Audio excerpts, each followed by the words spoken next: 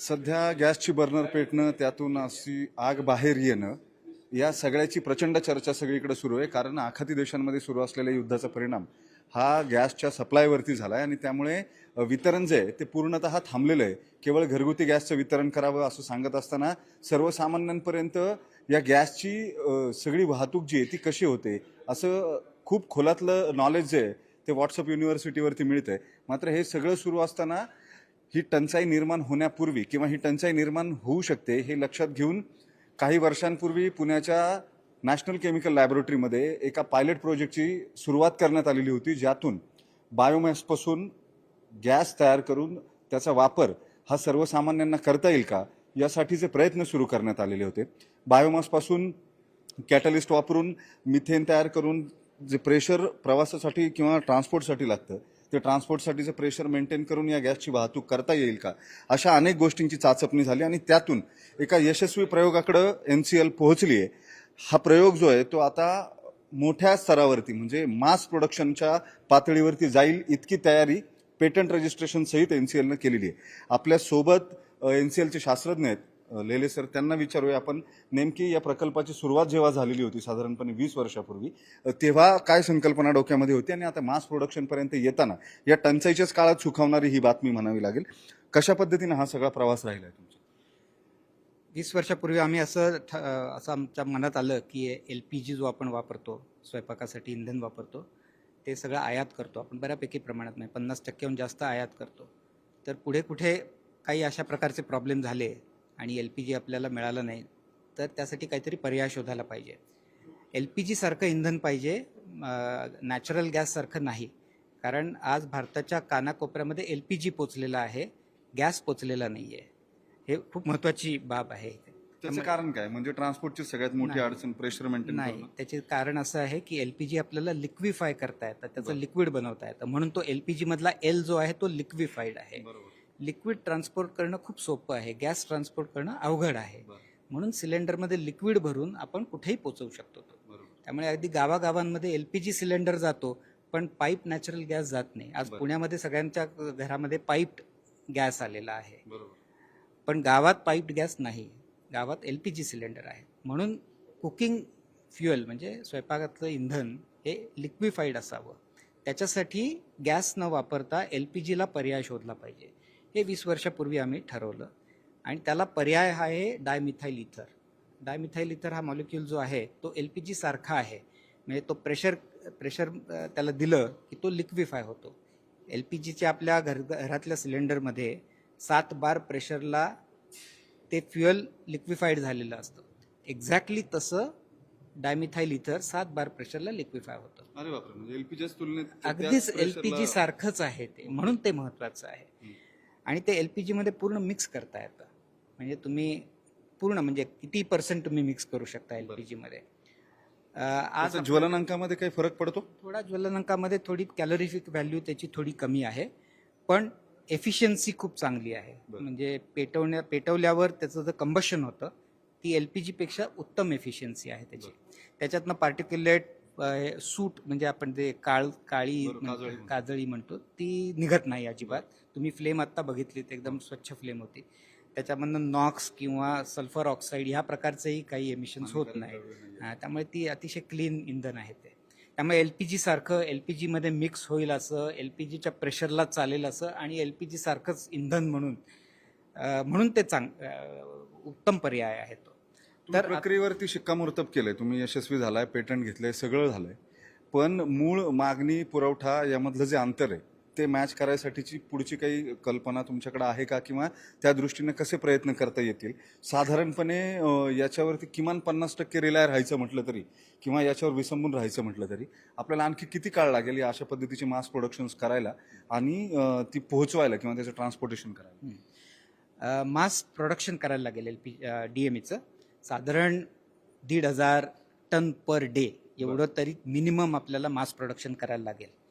आपण लॅबोरेटरीमध्ये आत्ता जो पायलट प्लांट केलेला आहे नवीन, ज्याचं उद्घाटन आता झालेलं आहे, तर तो आहे 250 किलो पर डे. तिथून आपल्याला 1,500 टन पर डे एवढं, म्हणजे 1 टन म्हणजे 1000 किलो, तेवढं मॅन्युफॅक्चरिंग करायचं आहे.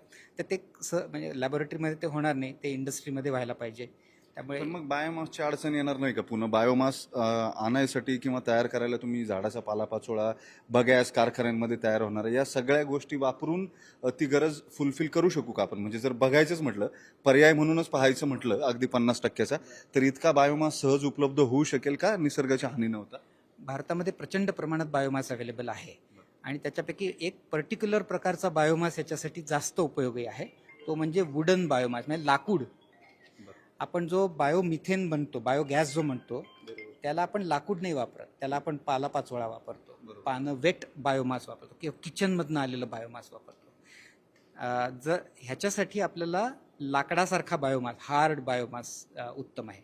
त्यामुळे कॉम्पिटिशन नाही आहे असं माझं म्हणणं आहे की बायोगॅस ची याची कॉम्पिटिशन प्रक्रिया एक प्रोसेस आहे ती म्हणजे वेगळी लोकांना फार प्रोसेस पटकन आहे. समजतं हा. पण बायोगॅसमध्ये आणि या इथरमध्ये नेमका काय फरक हा. आहे ज्याच्यामुळे हे जास्त महत्वाचं आहे किंवा याला कॅटलिस्ट वापरून डिग्रेड केलं जातं बऱ्याच गोष्टी म्हणजे कशा पद्धतीनं हे केलं जातं प्रक्रिया साधारणपणे समजून आली सगळ्यांचा आपण जसा गॅस तयार होतो बायोमासची ही त्याचीच पॅरलल प्रक्रिया असं आपण समजू पण त्यात आणि यात प्रमुख फरक काय आहे जी अडचण आहे ज्यामुळे हा रिसर्च हे पेटंट महत्वाचं आहे?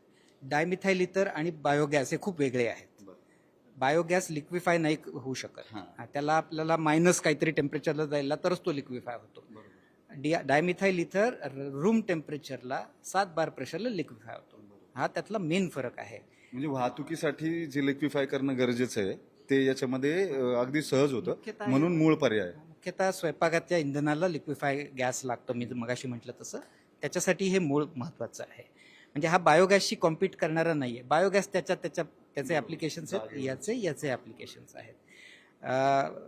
आपण वुडेड बायोमास घेऊन त्याचं गॅसिफाय करतो, त्याला एक सिन गॅस नावाचा गॅस तयार होतो, गॅसिफिकेशन केलं जातं आणि त्या गॅसिफिकेशन नंतर सिन गॅस नंतर मेथनॉल बनवून आपण डायमिथाईल इथर बनतो. म्हणजे बायोमास सिन गॅस मेथनॉल डायमिथाईल इथर अशी ती प्रक्रिया आहे.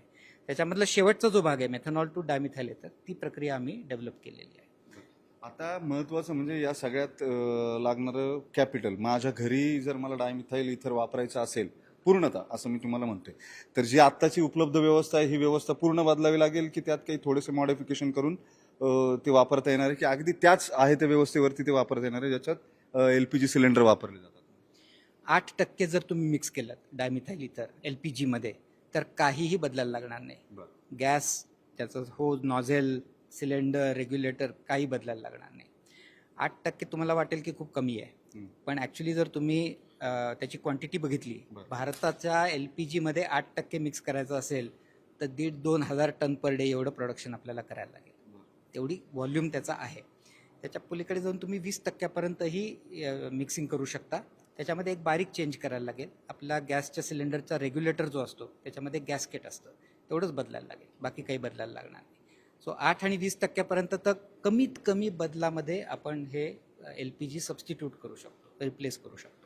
आता शेवटचा मुद्दा सरकारकडून तुम्हाला या संदर्भात किती चालना मिळाली आहे?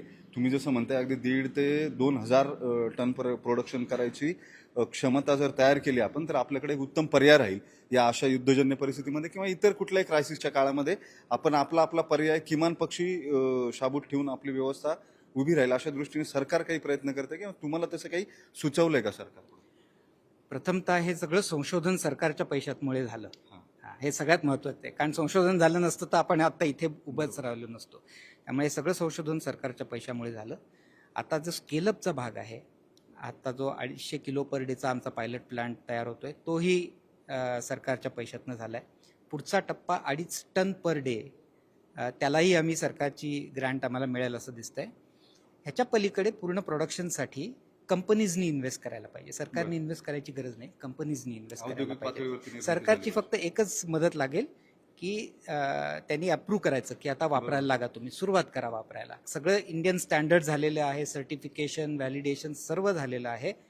वापराची मान्यता सरकारने फक्त द्यावी, बाकी सरकारने ऑलरेडी सपोर्ट केलेला आहे. या किमान आताच्या परिस्थिती युद्धजन्य परिस्थितीमुळे जी झळ बसते त्याने त्याबद्दल जनजागृती होणं आताच्या काळामध्ये जास्त सोपं आहे. खूप महत्वाचं आहे. सर तुमच्या सगळ्या टीमचं अभिनंदन. पेटंट मिळवलं या टीमनं आणि सगळ्यात महत्वाचं डायमिथिल इथर हे जे नवं संशोधन आहे जो घरातल्या LPG गॅसला पर्याय असू शकतो.